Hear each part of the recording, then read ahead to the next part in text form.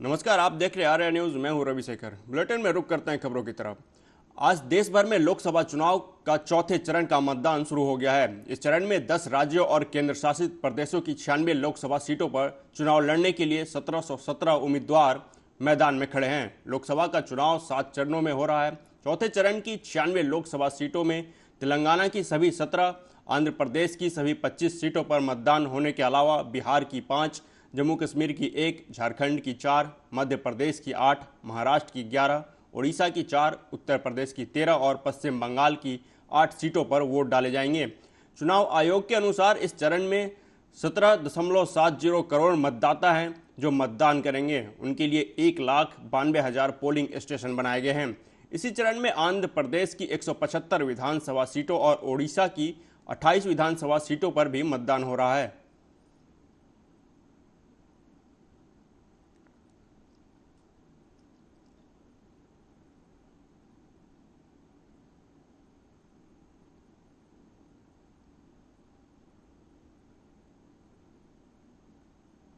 प्रधानमंत्री नरेंद्र मोदी पश्चिम बंगाल के दौरे पर थे, जहां हावड़ा में एक चुनावी जनसभा को संबोधित करते हुए पीएम मोदी ने राज्य की टीएमसी, कांग्रेस समेत इंडिया गठबंधन पर जमकर हमला बोला। पीएम मोदी ने कहा कि भ्रष्टाचार इनका कॉमन कैरेक्टर है।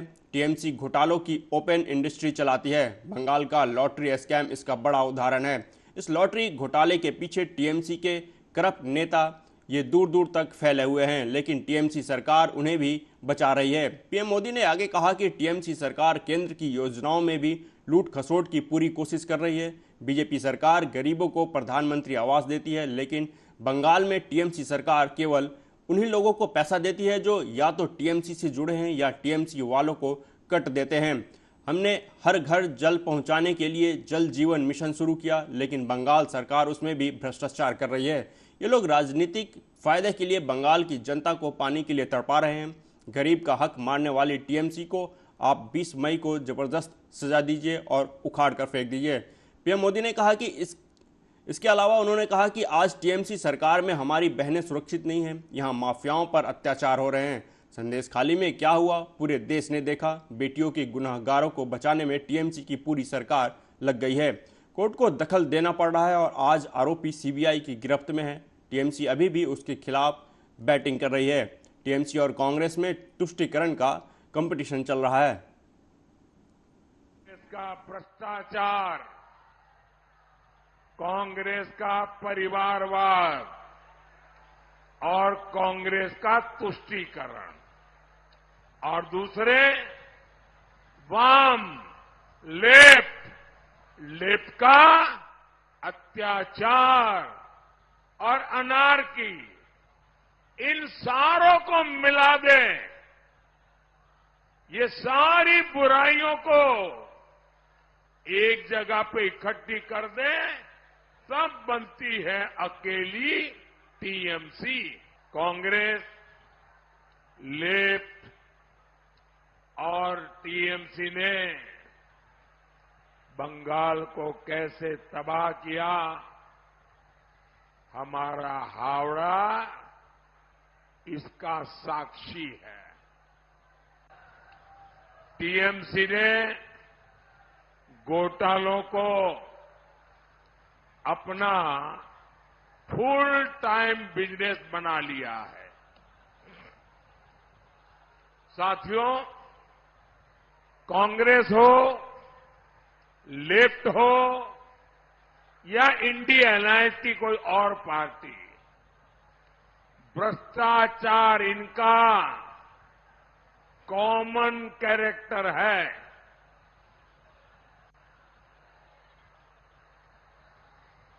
इंडी गठबंधन की ज्यादा पार्टियां छिपकर घोटाले करती हैं, लेकिन टीएमसी घोटालों की ओपन इंडस्ट्री चलाती है।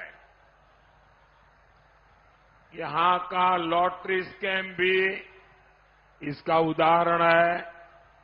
बंगाल की जनता यहां लॉटरी घोटाले में अपनी मेहनत की कमाई गंवा चुकी है। इसका नुकसान बंगाल का युवा उठा रहा है। इस लॉटरी घोटाले के पीछे, इस लॉटरी घोटाले के पीछे कौन है? कौन है? कौन है? इस लॉटरी घोटाले के पीछे हैं टीएमसी के करप्ट नेता, और ये दूर दूर तक फैले हुए हैं। लेकिन टीएमसी सरकार उन्हें भी बचा रही है। क्यों? आज टीएमसी सरकार में हमारी बहनें सुरक्षित नहीं है। यहां महिलाओं पर अत्याचार हो रहे हैं।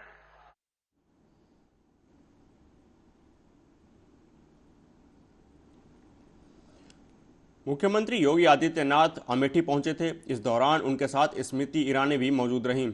इस दौरान उन्होंने कहा कि प्रधानमंत्री नरेंद्र मोदी के तीसरी बार आने का दो ही लोग विरोध कर रहे हैं, एक रामद्रोही और दूसरा पाकिस्तान है। पाकिस्तान को भी अच्छा नहीं लग रहा, क्योंकि उन्हें मालूम है कि कांग्रेस के समय जब आतंकी विस्फोट होते थे तो कांग्रेस के नेता कहते थे सीमा पार से है।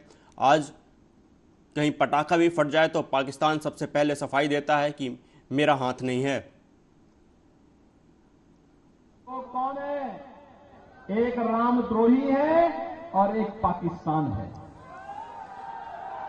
यही को विरोध कर रहे हैं। पाकिस्तान को भी अच्छा नहीं लग रहा है, क्योंकि उसे मालूम है कांग्रेस के समय जब आतंकी विस्फोट होते थे तो कांग्रेस के नेता क्या कहते थे? कांग्रेस के नेता कहते थे वो सीमा पार से। आज तो नहीं है ना सीमा पार का आतंक।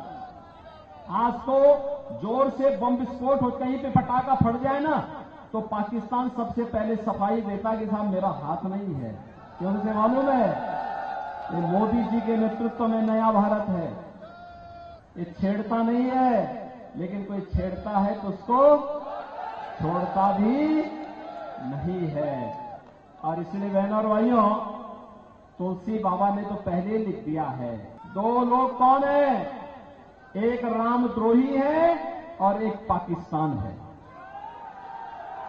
यही को विरोध कर रहे हैं। पाकिस्तान को भी अच्छा नहीं लग रहा है, क्योंकि उसे मालूम है कांग्रेस के समय जब आतंकी विस्फोट होते थे तो कांग्रेस के नेता क्या कहते थे? कांग्रेस के नेता कहते थे वो सीमा पार से।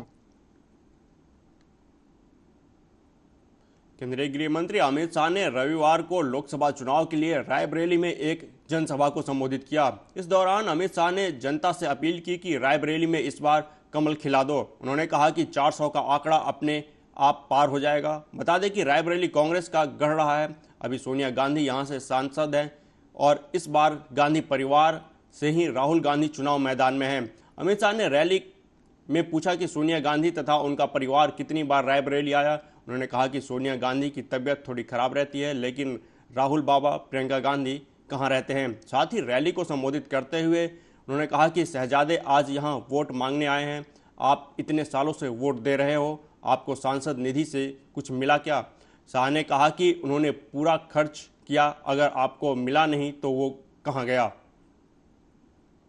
पर कई सारे लोगों ने मुझे कहा कि ये परिवार का सीट है।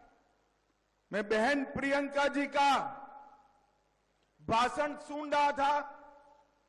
उन्होंने कहा मैं मेरे परिवार से वोट मांगने आई हूं। बात तो उनकी सही है। रायबरेली वालों ने सालों से गांधी नेहरू परिवार को जिताया है, सही बात है। मगर मैं आज 5 सवाल उनको पूछने आया हूं। लोकतंत्र के अंदर 5 साल तक यहां से चुन कर जाने के बाद सोनिया जी और इनका परिवार रायबरेली कितनी बार आया है? भैया बताओ तो जरा, जोर से बोलो। भाइयों बहनों, मैं इतना भी कहना चाहता हूं, चलो सोनिया जी की तबीयत थोड़ी नादुरुस्त रहती है, राहुल बाबा या प्रियंका बहन आए हैं? जरा मुझे बताओ, आए हैं क्या? भाइयों बहनों, मैं आज कहना चाहता हूं कि रायबरेली के अंदर ढेर सारी दुर्घटनाएं हुई, 3 दर्जन से ज्यादा बड़ी दुर्घटनाएं हुई।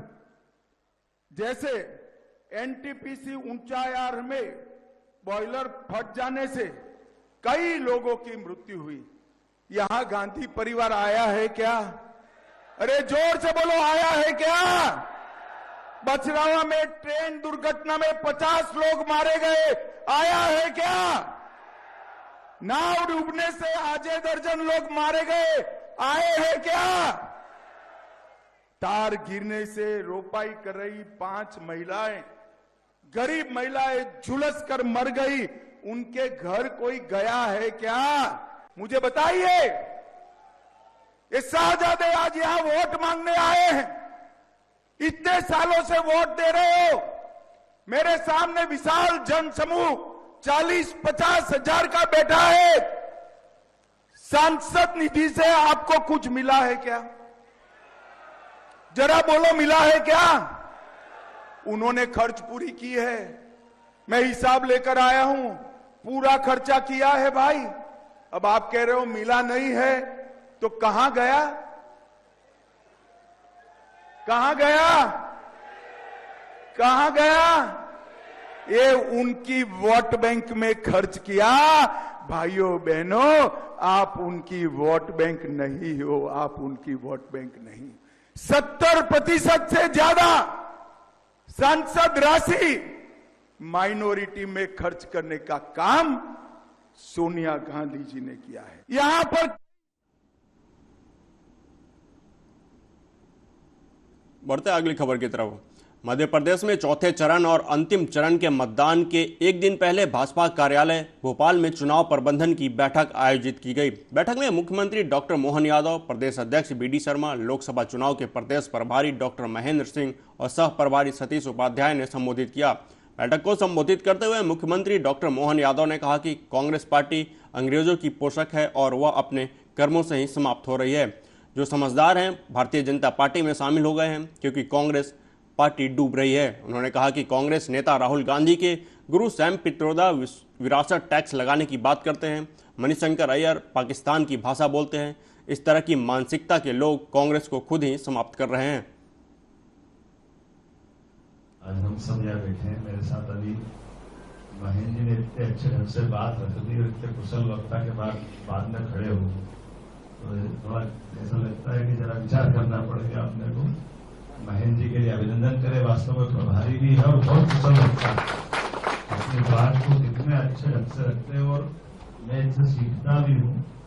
आपने मन का भोलापन इसलिए कह दिया, लेकिन डाटा का हिसाब रखना कंप्यूटर की तरह और उसको अपनी बात को जहां जितनी जरूरत हो उसकी विश्वसनीयता से बात करना, यही गुना ज्यादा धार बढ़ जाती है उसकी बात जब करते हैं।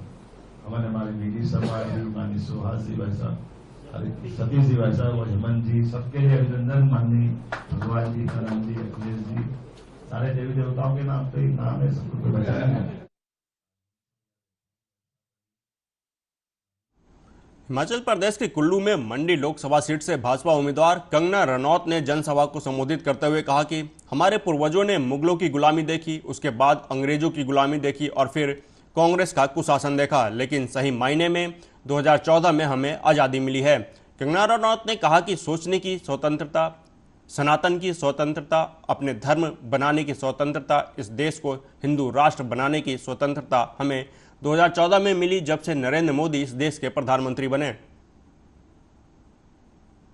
प्रधानमंत्री है वो एक युग पुरुष है और हमारा सौभाग्य है, हमारे पूर्वजों ने मुगलों की गुलामी देखी, उसके बाद अंग्रेजों की गुलामी देखी और फिर कांग्रेस का ये कुशासन देखा, लेकिन 2014 में हमें सही मायने में जो है वो आजादी मिली है, हमें स्वतंत्रता मिली है, सोचने की स्वतंत्रता, सनातन की स्वतंत्रता, अपना धर्म बनाने की स्वतंत्रता, इस देश को हिंदू राष्ट्र बनाने की स्वतंत्रता। जब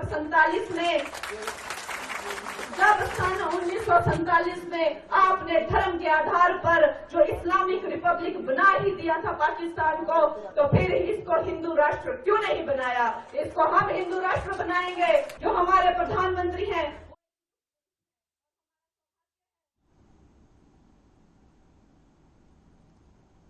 आरएलडी के राष्ट्रीय अध्यक्ष जयंत चौधरी ने मीडिया से बात करते हुए कहा कि हम मनोज तिवारी के समर्थन में दिल्ली आए हैं। दिल्ली के लोगों को सोचना है कि केंद्र में वो किस प्रकार से सरकार बनवाना चाहते हैं। एनडीए पूरे देश में मजबूती के साथ लड़ रहा है। मुझे पूरा विश्वास है कि 3 चरणों में जो गति देखने को मिली है वो चौथे चरण में भी देखने को मिलेगी। जी के समर्थन में आए हैं। उत्तर पूर्वी दिल्ली में उनका योगदान रहा है, विकास किए हैं और दिल्ली के लोगों को सोचना है कि केंद्र में सरकार किस हिसाब से वो बनवाना चाहते हैं। एनडीए पूरे देश में मजबूती से चुनाव लड़ रहा है। 400 पार का नारा दिया है, एक बड़ा एम्बिशियस लक्ष्य दिया गया है और मतदाताओं के हाथ में जनता जनार्दन तय करेगी। मुझे पूरा कॉन्फिडेंस है कल दोबारा वोट होंगी और जो 3 चरण में हमने देखा है, जो मोमेंटम है, गति। मुंबई पहुंचे राजस्थान के मुख्यमंत्री भजन लाल शर्मा ने कहा कि पूरे देश के अंदर उत्साह और उमंग है। मैं कह सकता हूं कि 4 जून को 400 पार के साथ भाजपा बहुत बहुमत के साथ आ रही है। उन्होंने कहा कि पीएम पर लोगों का विश्वास है क्योंकि वो जो कहते हैं वो करते हैं। भजन लाल शर्मा ने कहा कि महाराष्ट्र में एनडीए पिछली बार से ज्यादा बहुमत के साथ आएगी। देश के अंदर उत्साह और उमंग है। मैं कह सकता हूं 4 जून को 400 पार भारतीय जनता पार्टी बहुत बड़े बहुमत के साथ आ रही है। और आप जैसा आपने उत्साह और उमंग यहां देखा है, यह उत्साह और उमंग सभी जगह है और ये इसलिए है कि देश के यशस्वी प्रधानमंत्री नरेंद्र मोदी जी पर लोगों का विश्वास है, क्योंकि वो कहते हैं वो करते हैं और करते हैं वो कहते हैं। इस विश्वास पर जनता जानती है कि मोदी जी की गारंटी यानी कि पूरा होने की गारंटी, और देश की जनता चाहती है कि तीसरी बार नरेंद्र मोदी जी प्रधानमंत्री बने। दिल्ली के मुख्यमंत्री और आम आदमी पार्टी के राष्ट्रीय संयोजक अरविंद केजरीवाल ने रविवार को पार्टी की बड़ी मीटिंग बुलाई। इसमें पार्टी के सभी विधायकों को बुलाया गया। बैठक के बाद केजरीवाल ने प्रेस कॉन्फ्रेंस की और देश को 10 गारंटी दी। साथ ही बीजेपी पर निशाना साधते हुए कहा कि नरेंद्र मोदी ने पिछले 10 वर्षों में महंगाई कम करने, हर साल 2 करोड़ रोजगार देने, 15 लाख रुपए और किसानों की आय दोगुनी करने समेत कई गारंटियां दी थी, लेकिन आज तक एक भी गारंटी पूरी नहीं हुई। वहीं मैंने दिल्ली और पंजाब के चुनाव में फ्री बिजली, पानी और अच्छे स्कूल और अस्पताल की गारंटी दी थी, जो मैंने पूरी की। केजरीवाल ने कहा कि हमने बिजली मुफ्त करने की गारंटी दी थी, स्कूल शानदार की गारंटी दी थी, मोहल्ला क्लिनिक खोलने का वादा किया था। हमने वो सब किया जिसकी हमने गारंटी दी थी। पीएम मोदी की गारंटी कौन पूरा करेगा वो नहीं पता, क्योंकि वह 75 साल की उम्र में रिटायर हो रहे हैं। अगर मेरे देश की जनता स्वस्थ होगी, बीमारी नहीं होगी, तो देश तरक्की करेगा। पढ़ी लिखी जनता होगी, स्वस्थ जनता होगी, तो ये 140 करोड़ लोग ही तो इस देश को आगे ले जाएंगे। कोई एक प्रधानमंत्री थोड़ी देश को आगे ले जाता है, जनता आगे ले जाती है। तो सब लोगों को अच्छे इलाज का इंतजाम करेंगे। आज अगर किसी को के घर में कोई बीमार हो जाए, बड़ी बीमारी हो जाए, सरकारी अस्पतालों का बुरा हाल है पूरे देश के अंदर और प्राइवेट वालों ने लूट मचा रखी है। पूरे देश में कोने कोने में, हर गांव में, हर मोहल्ले में मोहल्ला क्लिनिक खोला जाएगा। शानदार डिस्ट्रिक्ट हॉस्पिटल जितने, उनको मल्टी स्पेशलिटी बना के उनको शानदार प्राइवेट हॉस्पिटल्स की तर्ज पे बनाया जाएगा और इस देश में पैदा होने वाले हर व्यक्ति का पूरा इलाज मुफ्त होगा, इंश्योरेंस के आधार पे नहीं होगा। ये बहुत बड़ा स्कैम है। जितनी सरकारी, राज्य सरकारें, केंद्र सरकार इंश्योरेंस आधारित जो स्कीम बनाती हैं, ये सब बहुत स्कैम है इंश्योरेंस कंपनीज के साथ। हम इंफ्रास्ट्रक्चर क्रिएट करेंगे, कोने कोने के अंदर, गांव गांव के अंदर इंफ्रास्ट्रक्चर क्रिएट करेंगे, हेल्थ इंफ्रास्ट्रक्चर क्रिएट करेंगे, अस्पताल बनाएंगे, मोहल्ला क्लिनिक बनाएंगे, ताकि लोग वहां जाके अपना इलाज करा सकें और सबका इलाज मुफ्त होगा, चाहे अमीर हो चाहे गरीब हो। इसके लिए भी 5 लाख करोड़ रुपए का खर्चा आएगा। 2.5 लाख करोड़ राज्य सरकार देगी, 2.5 लाख करोड़ केंद्र सरकार देगी। 5 साल के अंदर 5 लाख करोड़ रुपए, हर साल 50-50 हजार करोड़ का खर्चा आएगा। राष्ट्र सर्वोपरि हमारी चौथी गारंटी। चीन ने हमारे देश की जमीन पे कब्जा कर लिया। हमारी केंद्र सरकार से जब भी पूछा जाए वो कहते हैं कोई नहीं आया, कुछ नहीं हुआ। सब जानते हैं, पूरी दुनिया जानती है, सैटेलाइट का जमाना है, सबके पास तस्वीरें हैं कि किस तरह से चीन ने हमारी सरजमी के ऊपर घुस के और उसके हमारी जमीन के ऊपर कब्जा कर लिया। जुठलाने से समस्या का समाधान नहीं होगा, लोगों से छुपाने से समस्या का समाधान नहीं होगा। हमारे देश की सेना के अंदर बहुत ताकत है। हमारे देश की सेना को एक बार इजाजत तो दीजिए, उसको स्वतंत्रता तो दीजिए काम करने की। वो देखिए आपको जीत के लाती है। तो हमारे देश की जितनी जमीन पे चाइना ने कब्जा किया हुआ है, उस जमीन को चाइना के कब्जे से छुड़वाएंगे।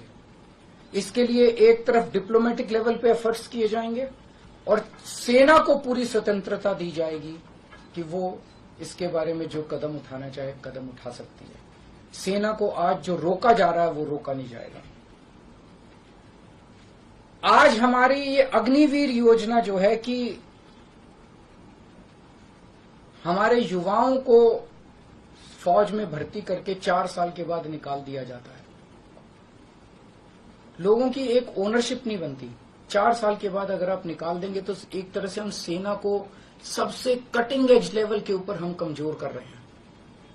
ये अग्निवीर योजना सेना के लिए भी बहुत हानिकारक है और जो बच्चे युवा हमारे अग्निवीर बन के जा रहे हैं वो लोग भी बहुत त्रस्त हैं। अग्निवीर योजना को बंद किया जाएगा।